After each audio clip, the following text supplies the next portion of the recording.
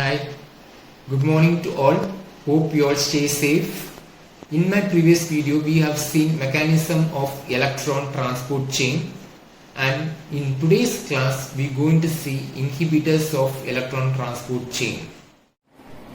In my previous video, I have shown this diagram. If one NADH is generated, that going to pump 10 proton into the intermembrane space from matrix, and in order to maintain electrochemical gradient, this proton from the intermembrane space going to pump back into matrix. That is, for every 4 proton 1 ATP is generated. Therefore, for 1 NADH 2.5 ATP going to generate. Similarly, if one FADH2 is generated, that going to pump 6 proton into the intermembrane space, and for 6 proton ATP synthase going to generate 1.5 ATP. So this is all about the electron transport chain, and today we are going to discuss about inhibitors of electron transport chain.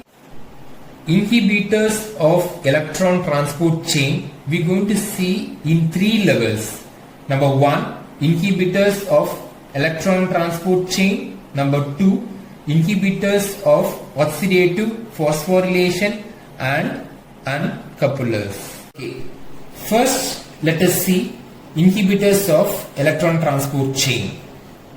The inhibitors of complex 1 is rutinone, amobarbital, pyridine A and chlorpromazine. Okay, first let us start with inhibitors of complex 1. First is rutinone.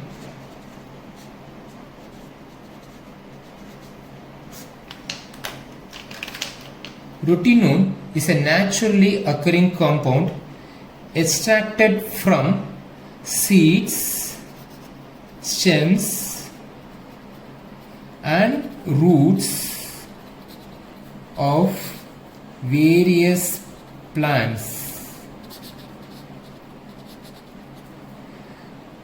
It is widely used as pesticide, and it is used as fish poisoning. Third point, it is mild toxic to humans and other mammals. Mild toxic to humans, and it is extremely toxic to insects and aquatic species. Why we say it is mild toxic to human and why we say it is extremely toxic to insects and aquatic species means, especially in fishes, gills have more capacity to absorb rutinone. Means rutinone can be easily absorbed by the gills, whereas in case of humans, skin as well as gastrointestinal tract do not absorb rutinone easily as that of gills. That is why it is mild toxic to humans, it is extremely toxic to aquatic species. And last, it inhibits complex 1 of electron transport chain by interfering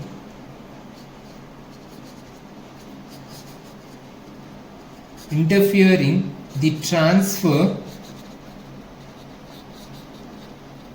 of electron from iron sulfur to coenzyme Q, and thereby it inhibits complex 1. Second inhibitor is amobarbital.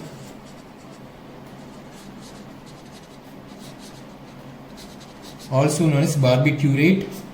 It is an CNS, central nervous system depressant. Central nervous system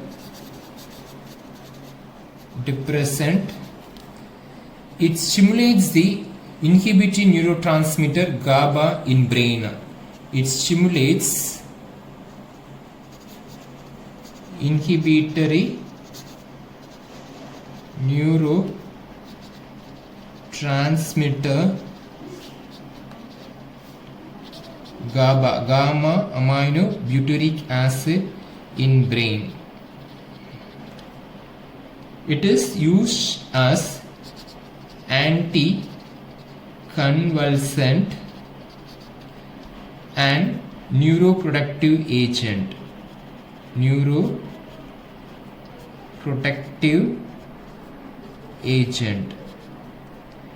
It inhibits the transfer of electron. It inhibits transfer of electrons from NADH to coenzyme Q. Next, we'll see about third inhibitor, pyridine. Pyridine A. This is the third inhibitor of complex 1.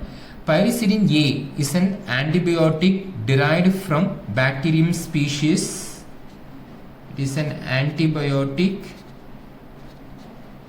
derived from a bacterium species, Streptomyces mobaraiensis. It is the bacteria from which we can get pyridine A. It is used as anti-tumor agent, and it showed a significant cytotoxic activities against leukemia, colon cancer and multiple myeloma.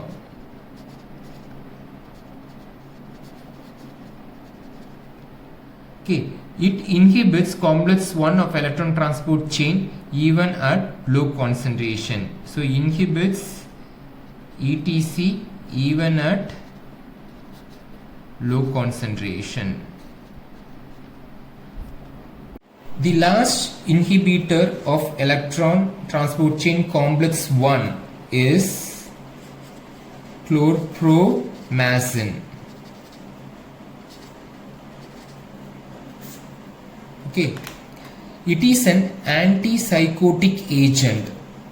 It is an antipsychotic agent widely used to treat bipolar disorder.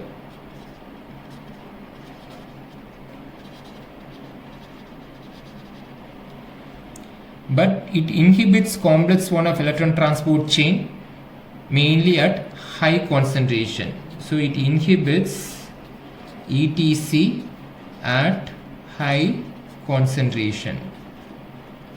So with this we have completed the inhibitors of electron transport chain at the level of complex 1.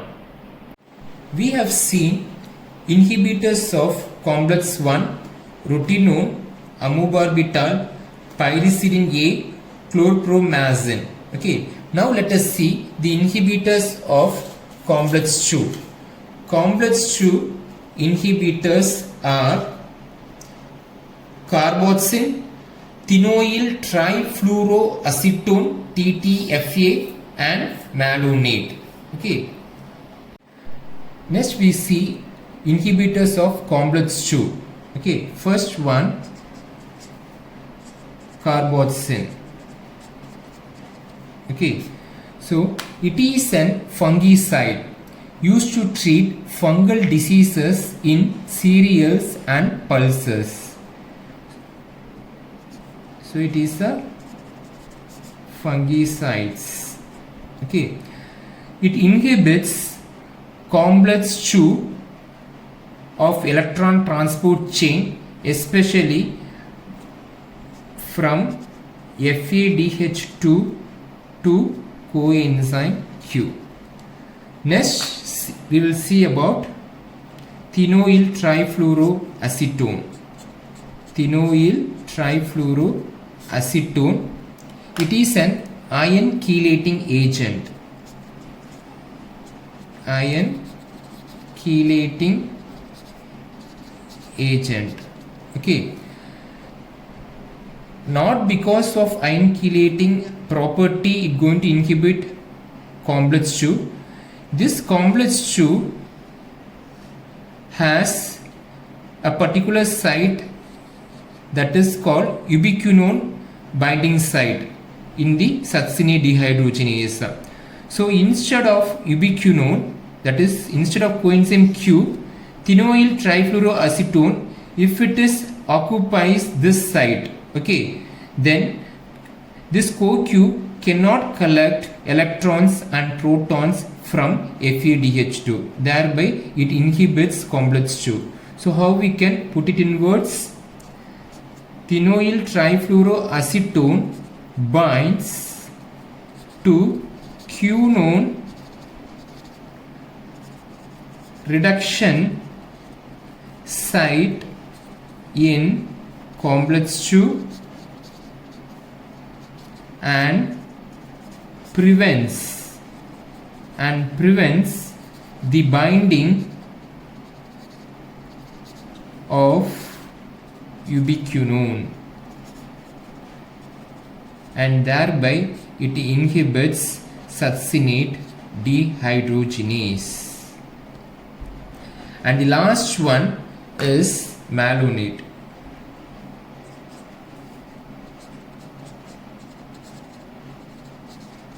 This word malonate, you are very much familiar in the inhibition of enzyme, especially in competitive inhibition. Malonate is a structural analog of succinate, and thereby it inhibits succinate dehydrogenase by competitive inhibition. Okay, so it is the structural analog. It is a structural analog of succinate. So malonate and succinate, they compete each other in order to bind with succinate dehydrogenase. So it inhibits succinate dehydrogenase by competitive inhibition.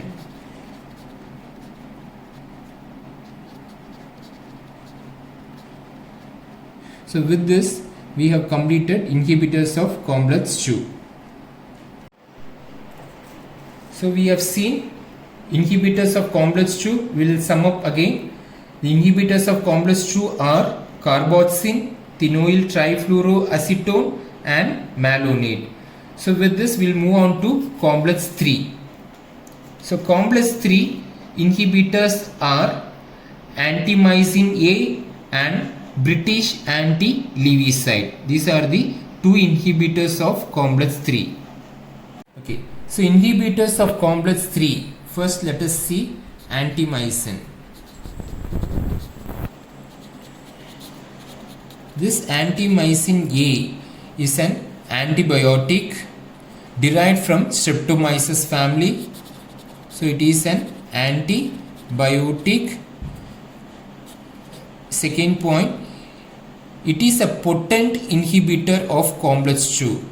It is a potent inhibitor of complex 2 and it inhibits the flow of electron from cytochrome B to cytochrome C. That's all about the antimycin A. It is an antibiotic, potent inhibitor of complex 3 and it inhibits the flow of electron from cytochrome B to cytochrome C. Next we will see about British anti-lewisite.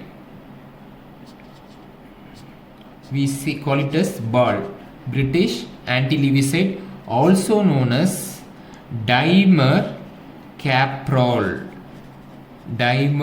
caprol, other name for British anti-Lewisite. Before we go into British anti-Lewisite in detail, first let us see what is Lewisite. The word Levy, it is the name of US chemist as well as he is a soldier. Okay, so what is Lewisite means? Lewisite is an organic compound. Once it is manufactured in the US, Japan, Germany and Soviet Union for chemical weapons. Okay, so especially in the World War II, this Lewisite chemical is used. When a people exposed to this Lewisite, they get painful water blister. They will get like this blister in the hands or in the bodies, whichever the part they exposed to Lewisite. It is very very painful. So it is widely used in World War II. And British anti-Lewisite means it is used for chelation to treat acute poisoning. So whatever we have seen is Lewisite. Now we are going to see what is the role of British anti-Lewisite. Okay, this British anti-Lewisite, also known as dimer-caprol, it is used for chelation therapy. It is mainly used for chelation therapy, means it precipitates the metal, especially in the treatment of acute poisoning of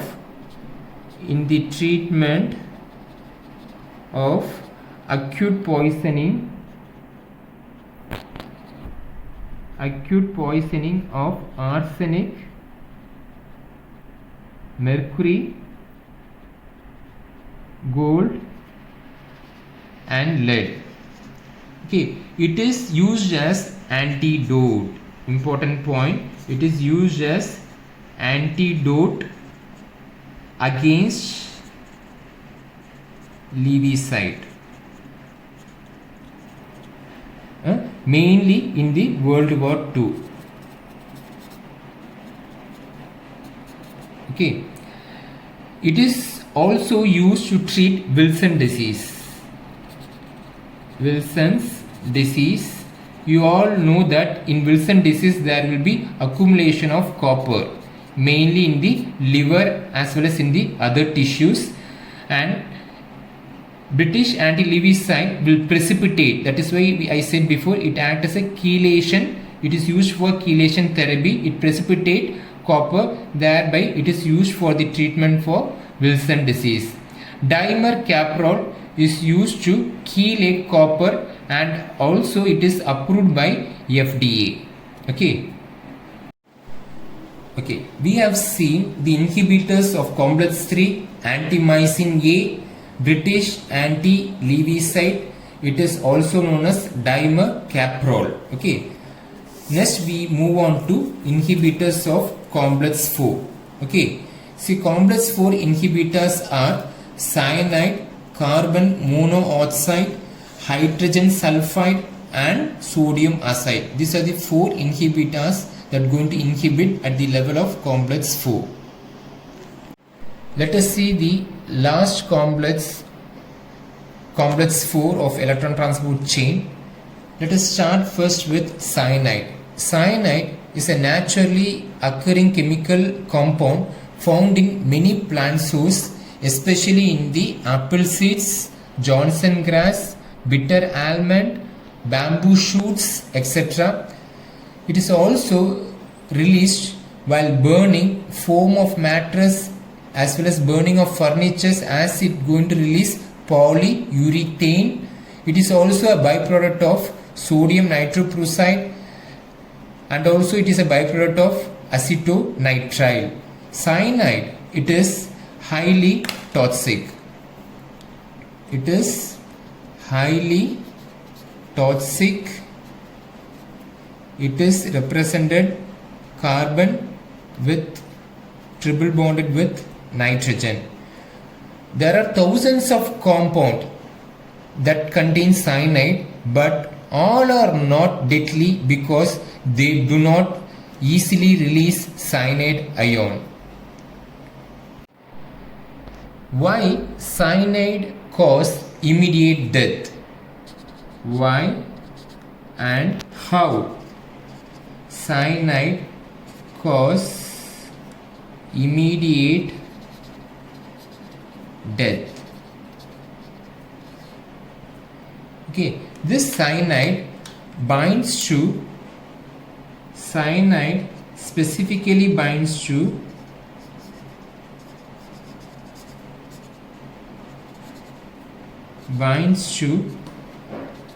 iron and A3 portion of complex 4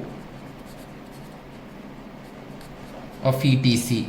So cyanide, when we accidentally consume, it specifically binds to iron and A3 portion of complex 4. Okay, and you all know that oxygen is the final electron acceptor of electron transport chain. So what happens? Final electrons are accepted by respiratory oxygen, that is prevented. Okay, so this will not occur in presence of cyanide. So in order to make it much simple, I'll show it in diagrammatic form. You all remember that in the last complex, that is complex 4, 2 electron combines with 2 proton. Okay, in order to form 2 hydrogen atom. This 2 hydrogen atom combines with half molecule of oxygen, respiratory oxygen, and it going to form water. During this process, what happens? ATP synthase that going to pump proton and it going to generate ATP from ADP plus inorganic phosphate by ATP synthase. So when this is blocked by cyanide, ATP generation will not occur. So without the ATP, okay, there are so many vital organs solely depends on ATP, and when ATP is no longer being synthesized by ATP synthase, all vital organs, mainly heart and nerve tissue, will die immediately, and that is the main reason for death. That is the main reason for death. I'll repeat again.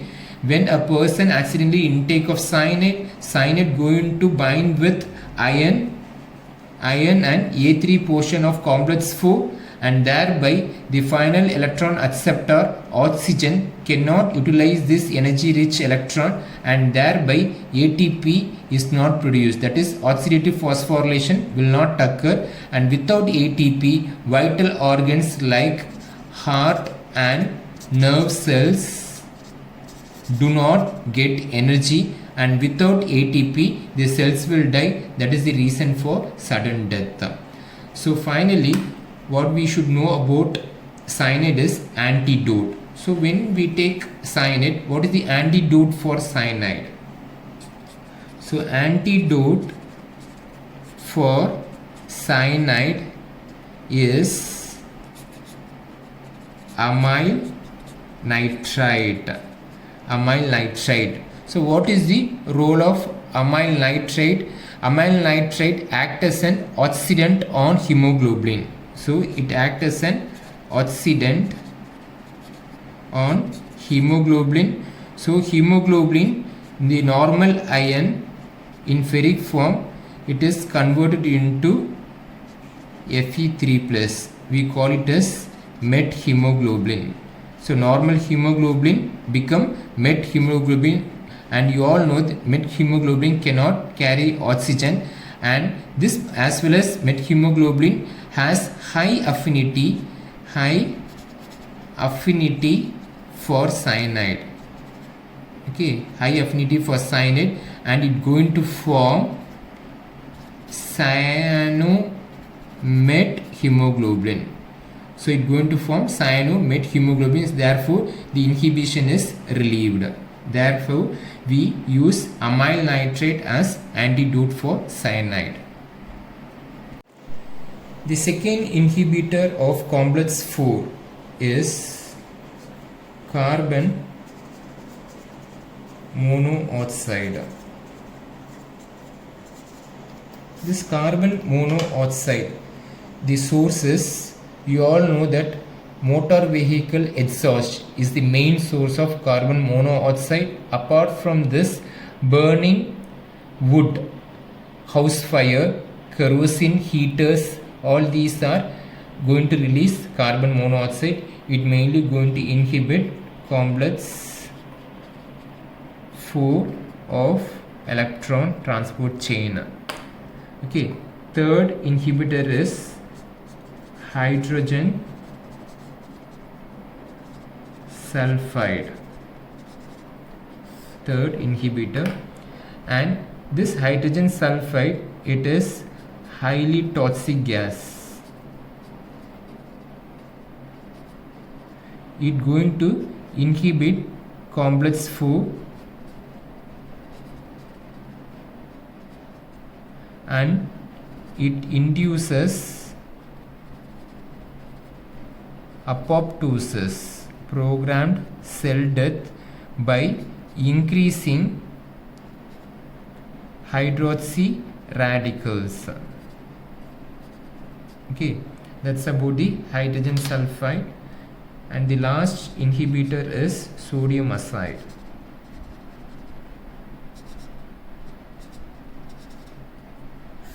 Okay, sodium azide, it is an inorganic compound.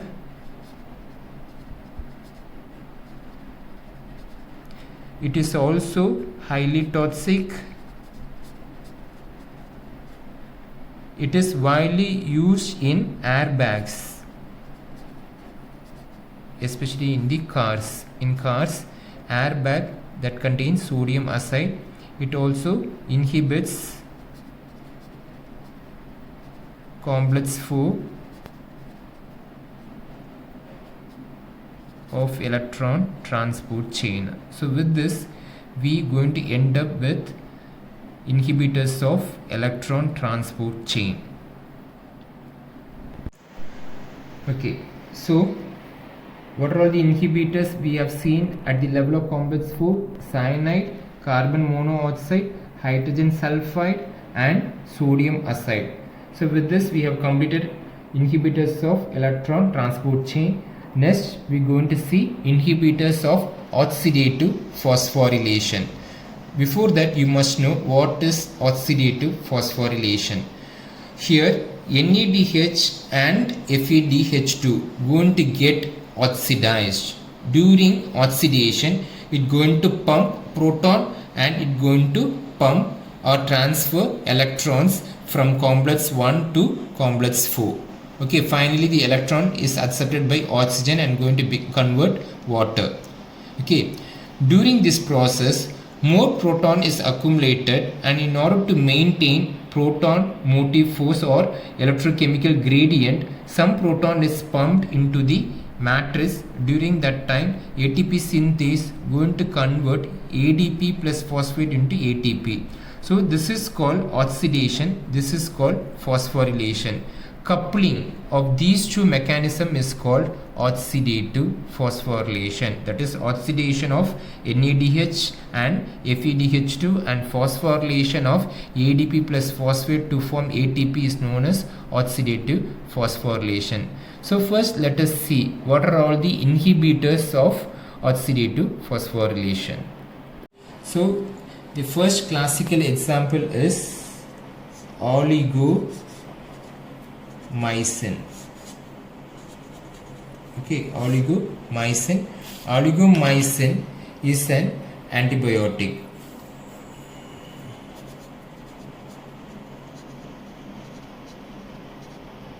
Okay, antibiotics. It is going to completely block oxidation and phosphorylation. Blocks oxidation and phosphorylation by inhibiting the flow of protons through F0 subunit of ATP synthase. So what is this F0 subunit is? So you all know this is the ATP synthase. Oligomycin, this is F0, this is F1 subunit, this is F0 subunit, and it going to inhibit, oligomycin going to inhibit F0 subunit of ATP synthase. The second classical example is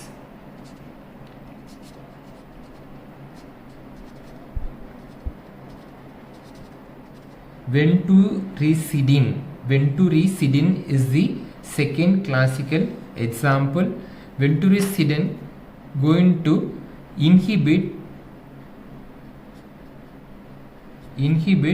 F0 subunit of ATP synthase. Venturecidin going to inhibit F0 subunit of ATP synthase. And the last inhibitor of oxidative phosphorylation is aurovertin. And this aurovertin going to inhibit F1 subunit of ATP synthase. So we'll sum up quickly what are all the inhibitors of oxidative phosphorylation. The classical example is oligomycin. It is an antibiotic. It going to completely block oxidation and phosphorylation by inhibiting the flow of proton through F0 subunit of ATP synthase. Next is venturecidin. It going to inhibit F0 subunit of ATP synthase. And last one, aurovertin. It going to inhibit F1 subunit of ATP synthase. So with this we are going to complete inhibitors of electron transport chain and inhibitors of oxidative phosphorylation. Next we move on to uncouplers. Okay, the last topic under inhibitors of electron transport chain is uncouplers. So what is uncoupler? This diagram hope you can understand. Complex 1, complex 2, complex 3 as well as complex 4 that is present in the inner mitochondrial membrane. Okay, that going to pump proton from NADH and FADH2 during oxidation. It going to pump a proton. So there will be more H plus in the intermembrane space in order to maintain proton gradient or electrochemical gradient. Some proton is pumped back into matrix via ATP synthase and it going to generate ATP. This is called coupling or oxidative phosphorylation. Okay, but there are certain protein we call it as uncoupling protein. Okay, this uncoupling protein can also mimics the function of ATP synthase. That is, it can also pump proton from the intermembrane space into matrix, and during that time energy is released as heat. Okay, this is called uncoupling. Okay, this is called uncoupling, or we can say proton leakage. Okay, so normally proton supposed to enter via ATP synthase. Only if it is entering via ATP synthase, it going to generate ATP. If it is not through ATP synthase, if it is via some other protein, uncoupling protein, it is not going to generate ATP. The energy is released only as heat, and we call it as uncoupling or proton leakage. So what is happening here? Here we are breaking the oxidation and phosphorylation, or we can say we are uncoupling the oxidation as well as phosphorylation. We call it as uncouplers. Okay, so we have seen in previous diagram what is uncouplers. Uncouplers going to disrupt proton gradient or electrochemical gradient. So we can classify uncouplers into two. Okay, that is chemical uncouplers,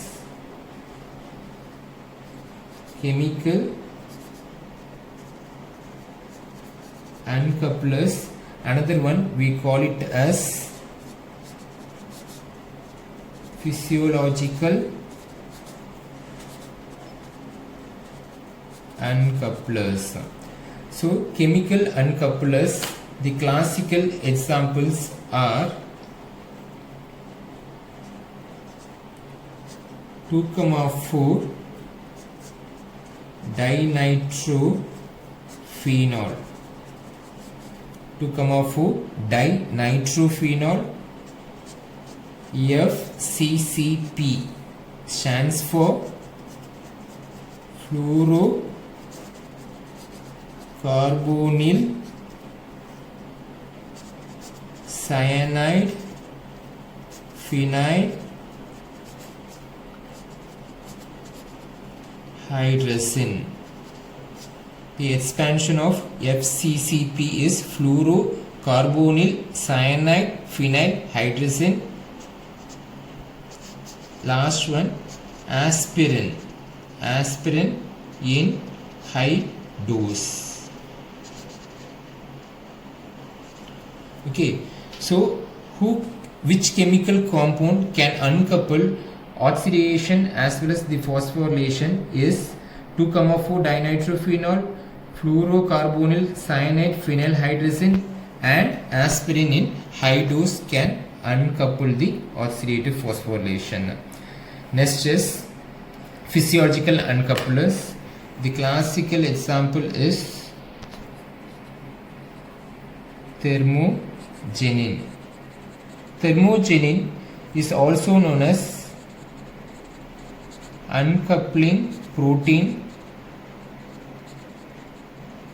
1, and this thermogenin is mainly present in brown adipose tissue.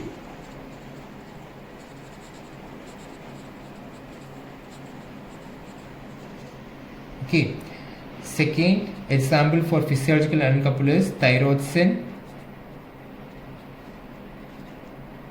Next, very long chain fatty acid, long chain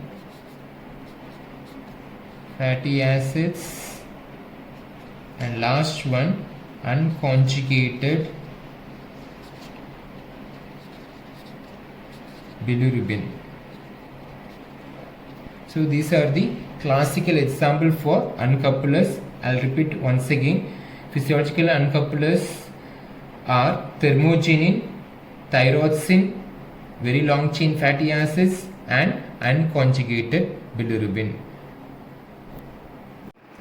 With this, I have completed my chapter electron transport chain and its inhibitor. If you have any doubts or clarification, we can discuss on discussion class scheduled on Monday 3 to 4 p.m. Till then, take care. Goodbye.